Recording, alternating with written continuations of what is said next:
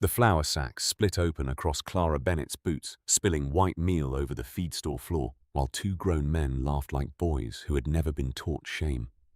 She bent fast, too fast for a woman carrying that much weight on tired knees, and her breath caught hard in her chest. Clara was 40 years old, broad-bodied, round-faced, and stronger than half the men in Dust Hollow, yet in that moment she looked smaller than anyone in the room. One of the sacks had torn because she had tried to lift both by herself, not because no help was near, but because help in that town always seemed to come with a smirk. "Careful there," Miss Clara said, a ranch hand by the cracker barrel. "You keep working like that, a man might hitch you to his wagon." The others laughed. Another man added, "Ain't no wagon strong enough for marriage, though." Clara did not answer right away. She pressed one hand to the edge of the counter, gathered herself, and reached again for the torn sack. Her cheeks had gone red, but her eyes stayed dry. That was the thing about Clara Bennett. Dust Hollow had been cutting her for years, and she had learned to bleed where no one could see. Then, the bell over the door rang. Ethan Walker stepped into the feed store, with dust on his hat, leather gloves in one hand, and the quiet size of a man people usually made room for. He was tall, hard-shouldered, and weathered by years of cattle, winter and loneliness. Clara saw him, and for one short second, something in her face softened. If you had been standing in that store, you might have thought his arrival would save her from the cruelty already hanging in the air. Instead, Ethan gave the kind of crooked half-smile men use when they're afraid of sounding tender. He saw the spilled flour. He saw Clara's stubborn grip on the torn sack. He saw the men watching her, waiting for the next joke. And, because he had spent too many years hiding his heart behind dry words, he said the sentence that would follow him longer than any bullet ever could. "At this rate, Clara, you'll never get married." The laughter came quick, then louder. It bounced off flour barrels and harness hooks and the tin stove in the corner. Ethan's smile faded before the room finished laughing because Clara did not laugh with them. She stood very still. One hand rested on the torn sack. The other curled against her skirt. She looked at Ethan as if he had not merely spoken a joke, but opened a door and shown her that he had been standing with the others all along. Then in a voice so low, the men near the stove almost missed it, Clara said, "Only if you ask me." The room went quiet. Ethan's mouth opened, but no words came. For all his strength, for all the fences he had mended and cattle he had pulled from mud, he could not lift one honest sentence from his own chest. Clara turned away first. She gathered the sack as best she could, left the spilled flour white on the floor, and walked out through the feed store door with her back straight and her heart breaking where no one had permission to see. Outside, her wagon wheels creaked. The reins snapped soft against the horse's back. And by the time Ethan reached the doorway, Clara Bennett was already riding away from Dust Hollow's laughter, while every man in that store understood too late that something precious had just left with her. Ethan stepped down from the feed store porch with his hat in his hand and a foolish apology already forming behind his teeth. But Clara's wagon was halfway past the livery before he found the courage to call her name. She did not turn. Her broad shoulders stayed square beneath her faded brown shawl, and the reins lay steady in her hands. The old mare pulled the wagon through Dust Hollow's main street, while flour dust still clung to Clara's skirt like evidence. Ethan took 3 steps after her, then stopped because every man on that porch was watching to see whether Ethan Walker would chase the woman they had just helped humiliate. So he let her go. That was the first cowardice. The second came when he told himself she only needed time. Clara had a temper when wounded, he reasoned. She would cool by morning. She would come by Walker Ridge with a basket wrapped in blue cloth, scold him once, then pour coffee, as if nothing had happened. Ethan held to that lie all the way home, because it was easier than admitting her whisper had gone straight through him.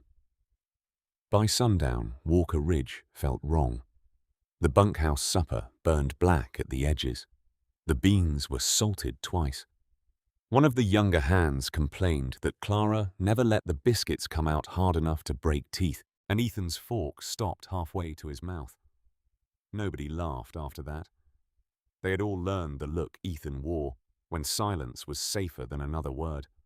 Near the stove, a little orphan boy Clara sometimes fed after school stood with his cap twisted in both hands.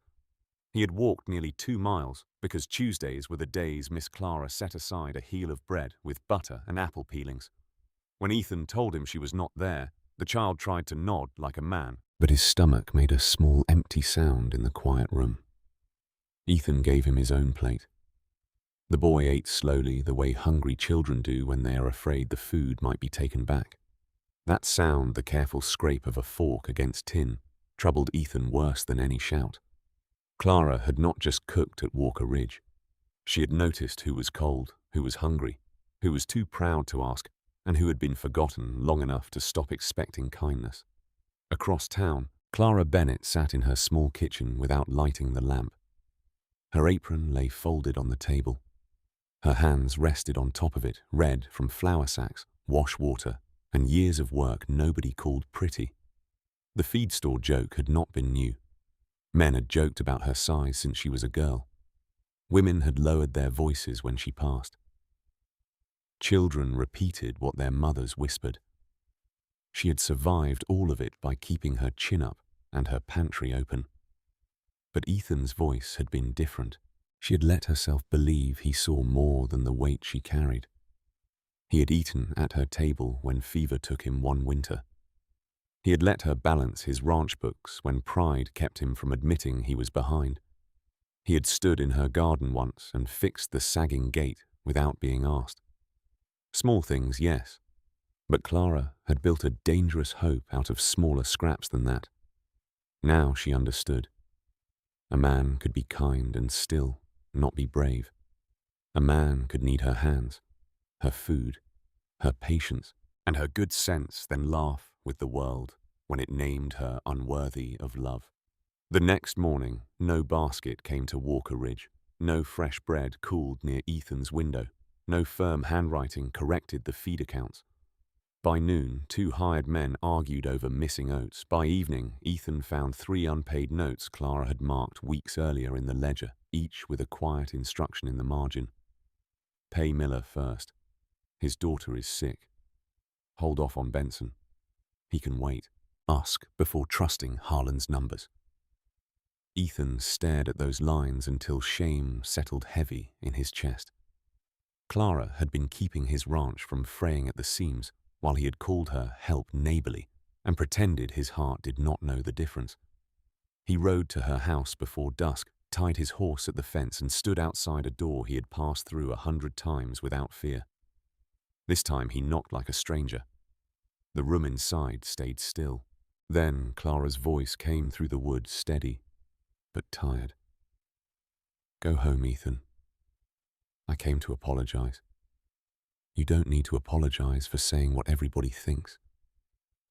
I don't think that. A pause followed, and it was worse than anger. Then Clara asked, Then why did you say it? Ethan looked down at his hands. Big hands. Working hands. Hands that could set a post break. A horse pull a calf, lift a wounded man into a wagon. Useless hands just then because they could not reach through one closed door and mend what his mouth had broken. I don't know, he said. Clara gave a soft laugh with no joy in it. That is the trouble, Ethan. I think you do. He stayed on her porch until the lamp inside went dark. She did not open the door. When he finally turned away, he noticed a travel trunk near the window, half packed with a folded shawl on top, and Clara's good boots set beside it. By morning, word had already reached the mercantile. A wagon train heading toward Colorado needed a cook, and Clara Bennett had given her answer. The Colorado wagon train was set to leave in 3 days, and Dust Hollow treated Clara Bennett's leaving as if it were weather something to complain about, not something anyone had earned. At the mercantile, 2 women whispered that she was only going because no man had ever asked her to stay. At the livery, a freighter joked that Colorado must be short on cooks and long on strong wagon springs. Clara heard enough of it to know the town had not changed overnight. It had merely found a new shape for the same old cruelty. She kept packing. Into one trunk went 2 dresses, a mending kit, her mother's cracked Bible, 3 ledgers wrapped in cloth, and a small tin of peppermint drops she kept for frightened children. She did not pack the blue basket she usually carried to Walker Ridge. That stayed on the shelf, empty and clean, like a promise she had finally stopped making. Ethan saw her again on the second morning before her departure. Not at her house, where the door stayed closed to him, but near the widow Ames's back fence. Clara had gone there before sunrise with a loaf of bread, a paper twist of tea, and a jar of broth thick enough to feed 3 children. She moved slowly through the alley, one hand at her side, the other gripping the basket handle. Every step cost her something, but she never looked around to see whether anyone noticed. Ethan noticed. He stood behind the blacksmith shop with his hat low and shame high in his throat. He watched Clara not once leave the food on the stoop and turn away before the widow could thank her. A few minutes later, she stopped at old Mr. Pike's shed and left a patched coat on a nail. After that, she crossed to the schoolhouse and handed a paper-wrapped bundle to the orphan boy who had come hungry to Walker Ridge. The boy hugged the bundle to his chest. "Miss Clara," he said, "will there be bread where you're going?" Clara smiled, but it did not reach all the way through her grief. "I reckon I'll have to make some." "Who'll make it here?" She touched his cap with 2 fingers. "Maybe folks will learn." The child looked doubtful, and Ethan could not blame him. That afternoon, Ethan went to the church.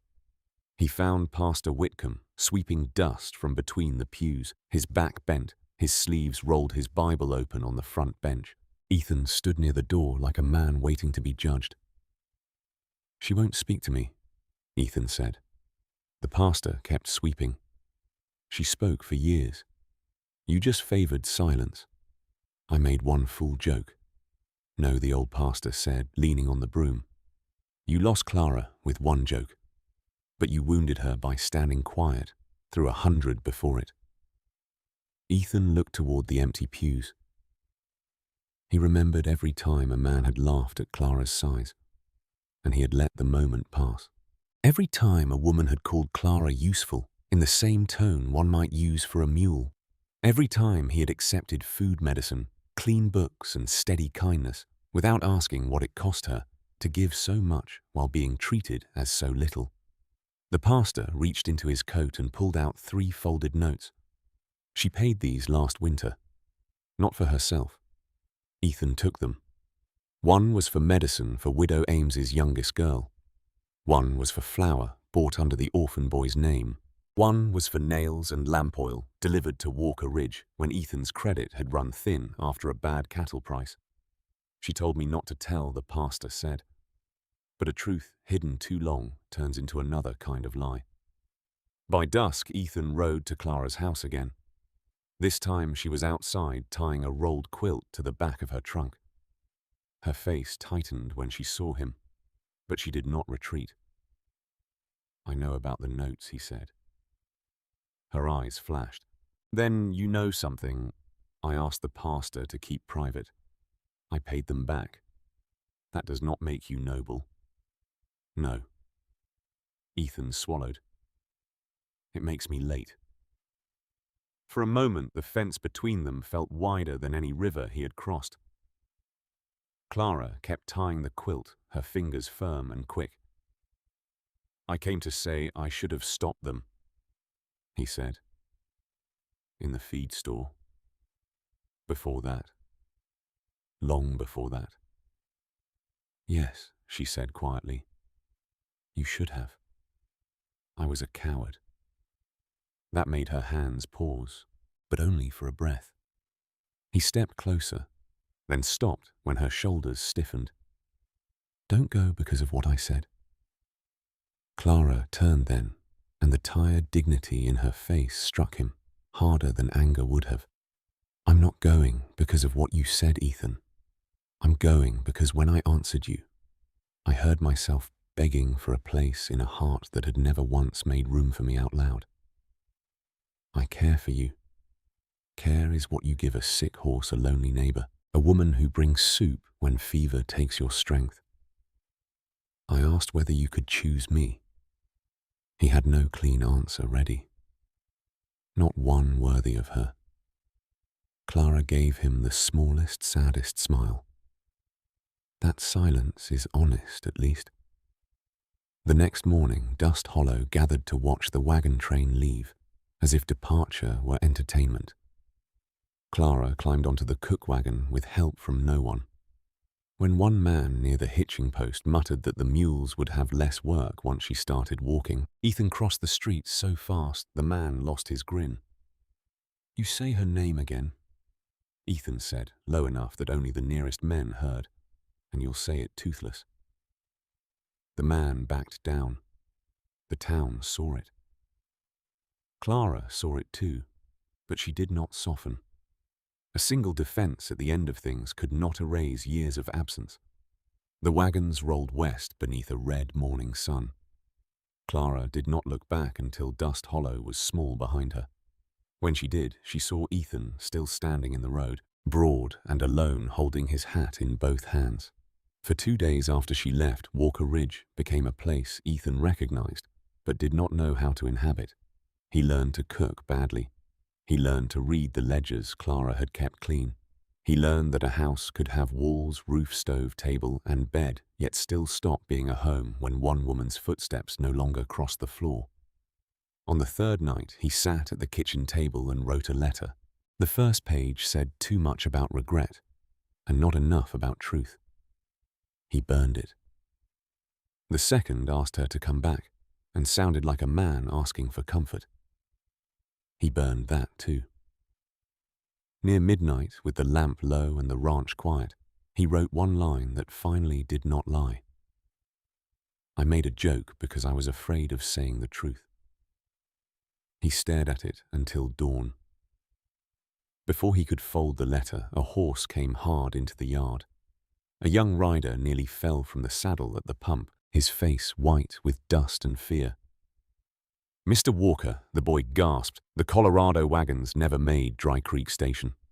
Wheel tracks cut north, supplies scattered, and folks say there were riders in the pass." Ethan did not wait for the boy to finish catching his breath. Within 10 minutes, 3 Walker Ridge horses were saddled, canteens were filled, rifles were checked, and Ethan had the letter to Clara folded inside his coat, though he had not meant to carry it like evidence. He took 2 men with him and left the ranch before the sun cleared the ridge, riding west hard enough that the dust rose behind them like smoke. Dry Creek Pass was not far by map, but fear makes every mile longer. Ethan saw signs by noon, a broken wagon pin near the washflower, scattered in the sand hoofprints, cutting off north where no honest wagon train would go. Then he found a child's bonnet, caught on a mesquite thorn, and his hand closed around it, so tight the fabric nearly tore. By late afternoon they heard voices. The wagon train had made a rough camp in a dry basin below the pass. No one had been killed, but the raiders had taken most of the horses, half the food, 2 rifles, and the strongbox that held the travelers' wages. One wagon leaned broken on its axle. A pregnant woman lay feverish under a canvas shade.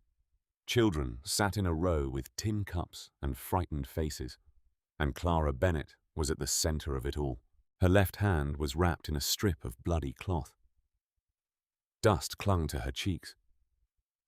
Her dress was torn near the hem.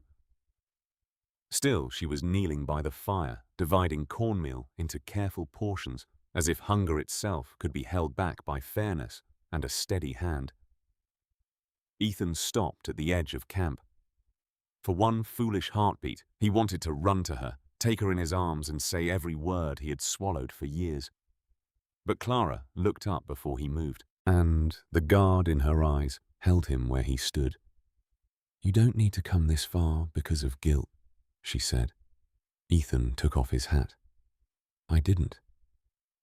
A man from the wagon train stepped between them, his face sharp with exhaustion. "If you brought horses, we need them more than talk." "You'll have them," Ethan said. "Food too. But first, I need to know if those riders are coming back." Clara rose slowly. Pain crossed her face, but she hid it quick. "They said they would. After dark." "They think we have more money tucked in the wagons." "Do you? No." "Will they believe that? No." That settled it. Ethan put his men to work before another word could waste daylight. They pulled the broken wagon into a shallow barricade. They moved the children behind the flour wagon. They watered the weakest stock first. Clara tried to lift a crate one-handed, and Ethan reached for it. She did not let go. "I can carry a crate," she said. "I know." "Then why are you touching it?" "Because your hand is bleeding." For a moment, the old argument stood between them, all pride and hurt. Then Clara released the crate. It was not forgiveness. It was simply sense. Ethan carried it where she pointed. Near dusk, one of the Walker Ridge men spotted movement on the ridge. 4 riders. Maybe 5. They circled wide, testing the camp like coyotes testing a fence. The wagon men stiffened, but most were too shaken to stand steady. Ethan saw the truth of it. If those riders came in hard, the camp would break. Clara saw it too. She walked to the line of frightened children and handed the smallest boy her peppermint tin. "You pass one to each child," she told him. "Slowly.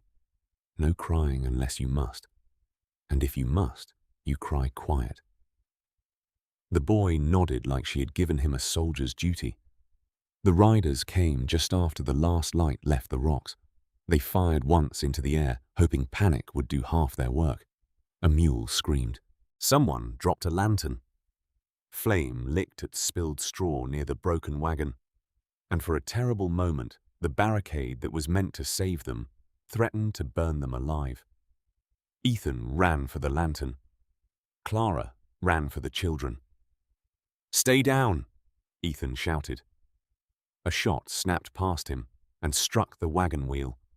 He kicked dirt over the flame, then seized a blanket and smothered the rest before it could reach the canvas. Behind him, Clara pushed 2 children under the wagon bed and shielded them with her own body. She did not look graceful. She did not look delicate. She looked unmovable. One rider broke through near the wash and grabbed for a girl who had stumbled away from the group.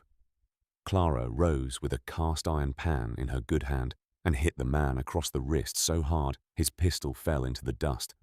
Ethan reached him next, dragged him from the saddle, and threw him against the wagon tongue. The fight lasted less than 5 minutes, but fear made it feel like a whole winter. When it ended, 2 raiders had fled. One lay groaning near the wash, and one sat bound beside the fire with Clara's apron cord because no one could find rope fast enough. Ethan's sleeve was torn. Blood marked his forearm.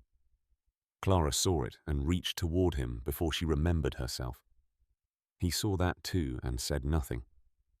By morning, the camp was moving again. Ethan and his men gave up 2 horses, repaired the axle enough to roll, and escorted the wagons back toward Dust Hollow. Clara rode on the cook wagon, pale with weariness, her injured hand resting in her lap. Ethan rode beside her, but did not crowd her. After a long while, she asked, "What answer did you say?" You finally knew Ethan kept his eyes on the trail. "The one you asked me at the station. Whether I needed a cook or whether I needed you." Clara's face tightened. "And I need you," he said. "Not because of bread, not because of books. Not because Walker Ridge falls apart when you aren't there to hold it together."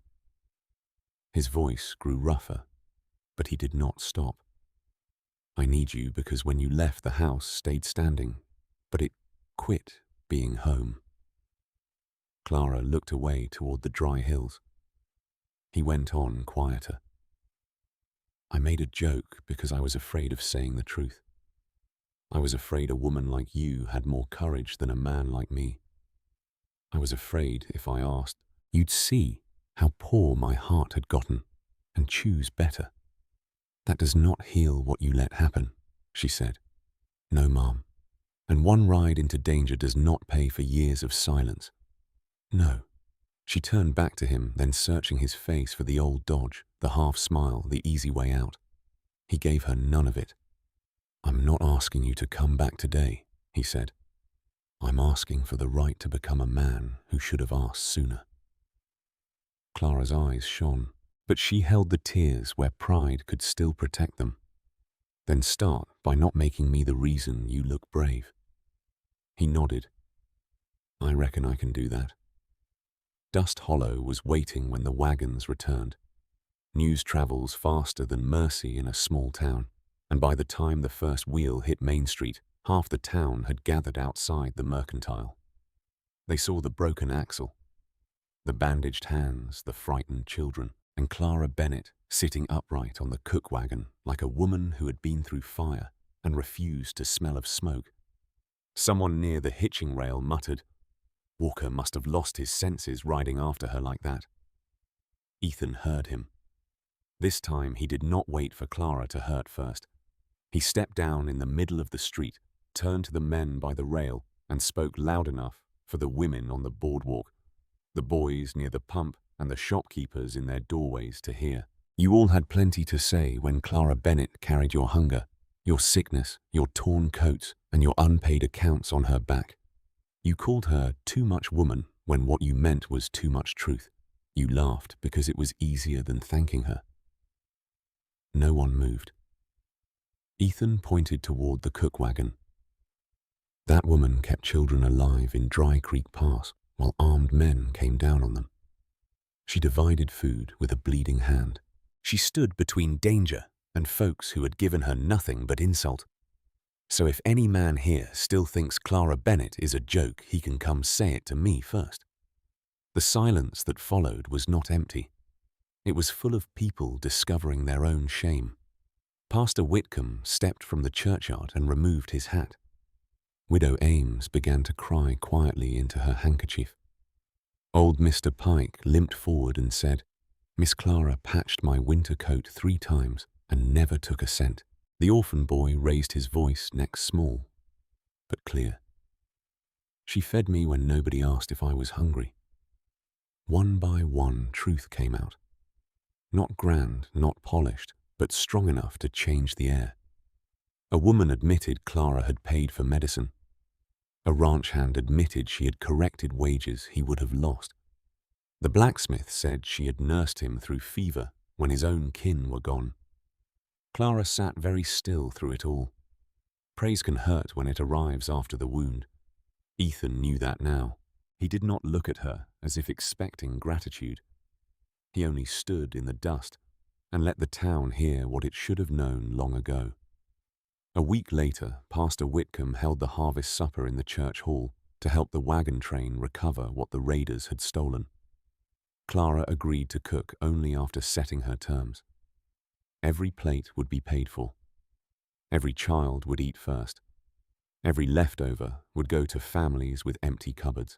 And no woman in that kitchen would be treated like charity while doing work men could not do for themselves. The town accepted.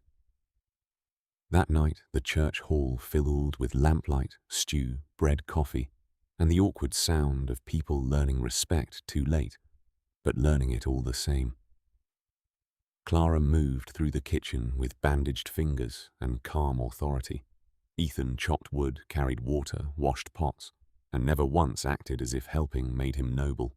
When the last table was cleared, he found Clara on the church porch looking out over the dark prairie. He held out the folded letter. I wrote this before I knew about Dry Creek, he said. It's clumsy. Clara took it but did not open it. Ethan reached into his vest pocket and brought out a plain silver ring worn smooth by years. This was my mother's. I'm not asking because I'm scared of losing a cook. I'm not asking because the town finally saw you. I'm asking because I should have had the courage before they ever laughed. Clara's breath caught. Ethan lowered himself to one knee on the church porch boards. His voice did not shake from fear this time, but from truth. "Clara Bennett," he said, "will you let me spend the rest of my life proving I should have asked sooner?" For a long moment she looked at the ring, then at the man holding it, and then Clara closed her hand around the letter, not the ring. Clara read Ethan's letter by lamplight that night, alone in the little room behind the church kitchen, while the harvest supper dishes dried in neat rows beside the stove. It was not a pretty letter. Ethan had crossed out words, started over twice, and left one ink blot where his hand must have stopped too long. But the line at the center of it held steady. "I made a joke because I was afraid of saying the truth." Clara touched those words with her thumb and wept quietly, not because they fixed the hurt, but because they did not try to dress it up as anything smaller than it was. In the morning, she gave him back his mother's ring. Ethan's face went pale, but he did not argue. Clara stood on the church steps with her shawl pulled tight around her broad shoulders and said, "If I say yes today, I will not know whether I'm choosing love or running back to the first place that ever felt close to it." He nodded once, though it cost him. "Then don't answer today. I may still go with the wagons." "I know. I may come back changed. I reckon I should hope so." That almost made her smile. So Clara left Dust Hollow again, not in anger this time, but with her dignity riding beside her. Ethan did not chase the wagon. He stood at the edge of town, hat in hand, and let her choose the road. For weeks after his letters found her at stations, farms, and trail camps, he did not beg. He did not pull at pity. He wrote about learning to keep the kitchen clean, about paying women fair for work. The town had long taken cheap about the orphan boy eating supper at Walker Ridge twice a week, and about the East Room he was repairing in case she ever wanted a bakery of her own. Still, fear did not leave Clara quickly. When a bench creaked under her at a supper table, she glanced around before she could stop herself. When men laughed near a stove, her hands tightened in her lap. Once on the trail, she saved the heel of her own bread, though she was hungry, because some old part of her still believed kindness had to be stored against loneliness. But every letter Ethan sent carried the same quiet proof. He was not asking her to become smaller so the world could love her easier. He was making room for all of her. The first snow of winter came thin over Walker Ridge. Ethan was mending a fence near the front gate when a familiar wagon stopped where the road bent past the cottonwoods. Clara climbed down slowly, wrapped in a dark traveling cloak, her face tired from distance but peaceful in a way he had never seen. Ethan did not run to her. He did not speak first. He opened the gate and waited. Clara walked through it by her own strength. "I went far enough," she said, "to know I am not coming back, because I have nowhere else to go." Ethan swallowed hard. "Then why are you here?" "Because this is where I want to be loved," she said, "if you are still asking." He was on one knee before the snow had settled on his shoulders. The ring looked small in his rough hand, plain and silver and honest. "Clara Bennett," he said, "will you marry me?" This time she did not answer from a wound. She answered from choice. "Only because you finally asked me like I mattered." They married in the yard at Walker Ridge, with the church bell ringing from town, and the orphan boy standing proud beside Ethan, like a small best man. Clara wore no grand gown. Ethan made no grand speech. But when she walked toward him, no one laughed. The same town that had once watched her carry flour in shame now stood silent as she carried her own name with honor. Years later, people in Dust Hollow would speak of the bakery at Walker Ridge, where no hungry child was asked to prove deserving before receiving bread. They would speak of Ethan Walker, who learned that a man's strength was not measured by how hard he could work, but by how quickly he stood between cruelty and the woman he loved. And they would speak of Clara, not as the woman who nearly left, but as the woman who left long enough to come back free. Sometimes when flour spilled across her kitchen floor, Ethan would go quiet. Clara would look at him, remembering a feed store, a cruel laugh, and one sentence that almost cost them everything. Then he would kneel, help her gather what had fallen, and say, "I should have helped sooner." And Clara would answer, gentle but firm, "Yes, but you learned." If this story reminded you that love without respect is not love enough, right. She came back by choice in the comments, and tell us where you are watching from. Subscribe for more frontier stories where kindness still stands taller than cruelty.